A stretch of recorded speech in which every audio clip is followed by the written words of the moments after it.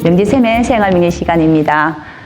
저번 시간에 인신사회에 대해서 역마 또는 시작하는 거 활동적이다 이런 것에 공부를 해봤습니다. 간단하게나마. 그리고 또 인묘지는 봄이고 사오미는 여름이다. 그리고 신유술은 가을이고 해자축은 겨울이다라고 우리가 이야기를 드렸지요. 그러면은 역마라는 것도 있는데 또 이렇게 또 이야기 많이 하세요. 우리 애는 진짜 고집스러워서 한 가지밖에 못해. 우리 애는 진짜 고집스러워가지고 새로운 거를 자꾸 하라 해도 엄마 지금 이거 하고 있는 거 전부 다 끝내고 난 뒤에 할 거야. 확실하게 해놓고 할 거야. 라고 한다고 이야기합니다. 고집이 있다라고 이야기해요. 그거 보고 왕지라 그러고 고집살이라고 이야기해요. 어디 가면 그런 이야기 들으셨을 겁니다. 이거 얘가 진짜 고집이 있을 것 같아요.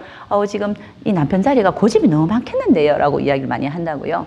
그런 것에 대해서 공부를 해보도록 하겠습니다. 오늘 같은 날은 정묘날이라고 해서 묘라는 것도 사실은 고집에 들어가는 거기 때문에 에너지를 이렇게 해야 되겠다, 이렇게 해야 되겠다 하는 그러한 생각들을 가져서 아침부터 분주하게 이렇게 시간을 또 더 많이 이제 가지고 꼼꼼하게 이렇게 촬영 준비를 했었거든요. 오늘은 묘날이었기 때문에 그런 겁니다. 자, 고집에 대한 이야기. 누구나 다 고집이 있죠. 선생님도 계시고 우리 선생님도 계시고 저도 고집이 있고 근데 그 고집이 어디에 있느냐는 걸 이야기합니다. 먹는 것에 있는지 돈에 있는지 그리고 사람이 있는지 아니면 나 스스로에 대한 고집이 있는지 그런 것들을 이야기하는 겁니다. 묘, 오, 유, 자 이렇게가 4개가 이거는 고집이다라고 이야기하는 거고 고집 또 왕이다. 또 그리고 이거 보고 도화라고 이야기합니다. 우리 선생님들 도화살 있으십니까? 선생님? 도화살은 없으셔요. 우리 선생님들은 도화살 있으시죠? 도화라 그래서 우리가 꼭 이쁘다고 이야기하는 것보다 이런 것이가 있느냐는 걸 이야기합니다. 묘, 오, 유, 자 이런 거. 자 이게 나는 절대로 그런 도화의 행동은 안 해. 그런데 왜 나보고 도화살이 있었어. 뭐 어떻고 저떻고 이런 이야기를 들어보셨을 수도 있단 말이에요. 근데 도화라는 거는 복숭아 도자, 꽃 화자입니다. 그래서 복숭아 꽃이 활짝 핀 거예요. 근데 복숭아 꽃은 이제 꽃 필 때 돼서 핀 거죠. 복숭아 꽃은 복숭아 나무가 꽃이 펴야 되고 열매가 맺혀야 되고 그래서 핀 거란 말이에요. 그런데 멀리서 보면은 화산이 이렇게 이쁠 수가 없어요. 이제 시골을 이렇게 지나가다 보면 저 옆에 뭐 이제 분홍빛이 흰색 분홍빛이 싹 피어 있는 곳 보면 너무너무 이쁘다고요. 분홍빛으로. 연분홍빛으로. 그게 복숭아 꽃입니다. 도화. 그래서 눈이 활짝 띄었다. 길 가다가도 눈에 띈다.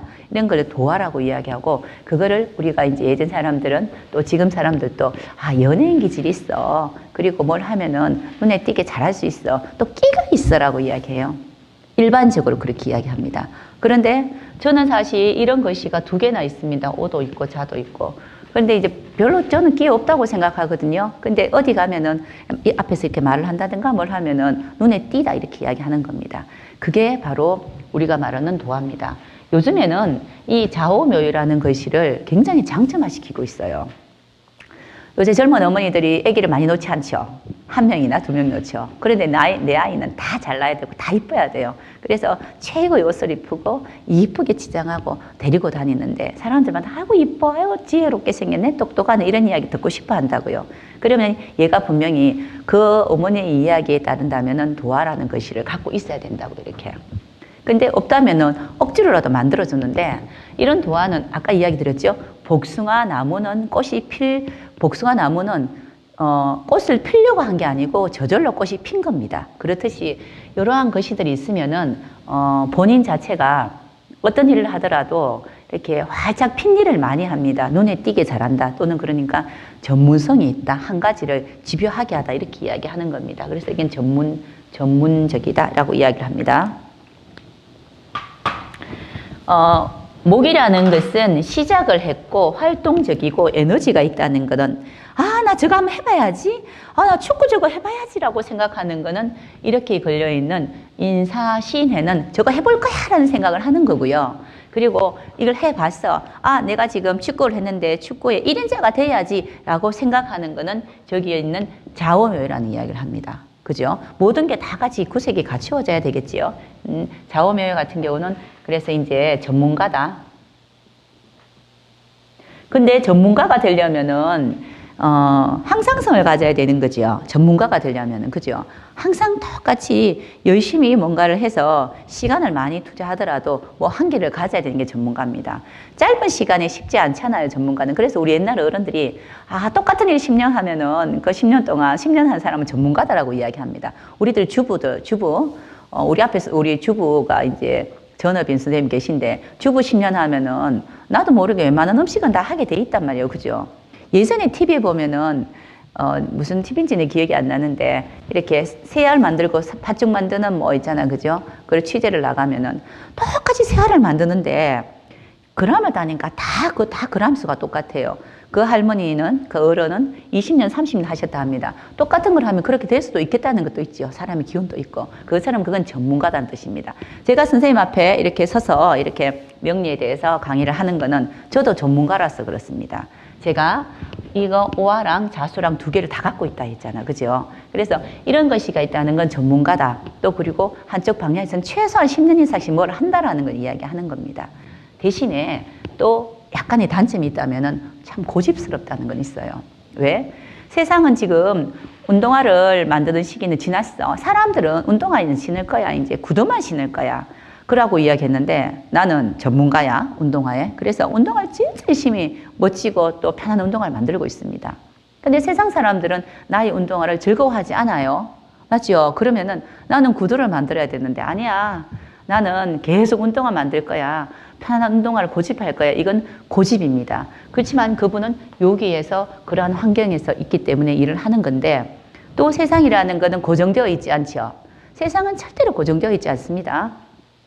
그래서 구두가 굉장히 많이 팔리다가 어느 시점에 요즘은 또 보니까 진짜 운동화 이렇게 굽 좀 높은 거 있잖아, 그죠? 이렇게 그 참 많이 팔리더라고요. 편하기도 편하고 저도 그거 하나 샀는데 또 옛날에 구두 이렇게 하다가 지금 또 운동화가 이렇게 유행이 된다면은 이때까지 10년씩 10년 이상씩 하신 분들이 자기 빚을 바라게 되는 거죠, 그죠? 그래서 전문가의 기질이 빚이 바래지는 거고 그리고 이때까지 고집스러웠던 것이 이때 이제 확실하게 드러나서 당신은 이쪽으로 1인자입니다는 소리를 들을 수 있는 겁니다. 그래서 좌오묘유라는 것도 꼭 있어야 되고 인신사에도 있어야 되지만은 얘네들도 좌오묘유라는 것들도 꼭 있어야 되는 것이다 라고 이제 표현하는 겁니다. 우리 이렇게 12가지 글씨에서 필요 없는 글씨는 한 개도 없어요.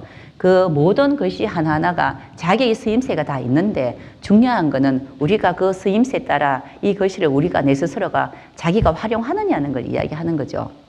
자, 선생님, 우리가 명리를 공부하는 거는 나 활용법을 찾기 위해서입니다. 나 활용법. 자, 명지의 활용법은 무엇이냐? 명지는 뭘 잘하느냐? 그래서 명지가 잘하는 게 있다면은 어떻게 활용해야 되느냐? 나 사용법을 찾는 것이 명리 공부의 1번입니다.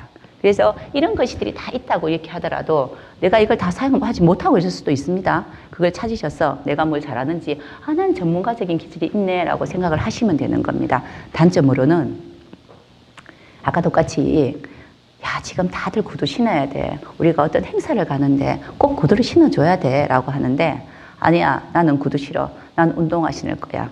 이렇게 이야기한다면 그건 고집스러운 건 있겠죠. 그죠? 그래서 그런 부분들은 단점이 좀 있을 수는 있지만은 그래도 또, 그 단점보다는 어떤 전문가의 기질이라든가 그런 것들이 더 부각되기 때문에 좌우묘의 또 장점이 더 커진다고 볼 수도 있습니다. 오늘 같은 경우에 아까 제가, 그 전 시간에 말씀드렸듯이 오늘이 이런 묘날입니다. 묘날이었어요. 정묘날. 그렇기 때문에 오늘은 전문가가 되기 위한 활동을 하려고 노력하셨기 때문에 다른 날보다 조금 더 이렇게 더 꼼꼼하게 체크를 하고 넘어가는 겁니다. 나쁘지 않았잖아, 그죠? 이렇게 하는 게, 그죠? 그게 이제 좌우묘의 이야기입니다. 자, 이제 선생님들 한번 보세요. 우리가 글씨가, 역마살이라고 이야기했고요. 너는 역마살이 많아가지고 너무 돌아다닐 거야. 교통사고도 많이 날 거야. 야, 너는 도학기가 이렇게 있어서 어떻게 살지 모르겠네. 끼가 이렇게 많아가지고 평범하게 살 수 있을까라고 이야기하거든요. 그리고 또 여기 이것이는 화계라 그래서 꽃이 활짝 핀 것에 덮었다 해서 야, 나는 화계살이 많아서 스님 되겠다라고 이야기했단 말이에요. 굳이 그러면은 우리가 사주팔자에서 밑에 밑에 쓰여지는 글씨가 한 개, 두 개, 세 개, 네 개 요렇게 돼 있습니다. 요 네 칸밖에 없는데 이 네 칸에 이런 것들이 이렇게 12개가 들어간단 말이에요. 그러면은 3분의 1은 화개고 3분의 1은 도하고 3분의 1은 역마란 말이에요.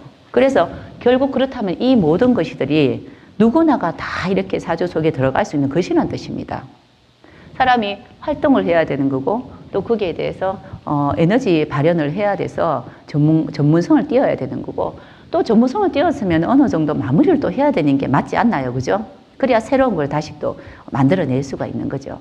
그런 것이 그 제일 중간에 그런 발현되다라는 것이 에너지가 확실하게 보여져서 도화기가 있다는 것이 좌오묘유라고 생각하시면 되고 이 모든 12가지 글씨는 우리 생활에 밀접해 있다. 이렇게 보시면 될 것 같습니다.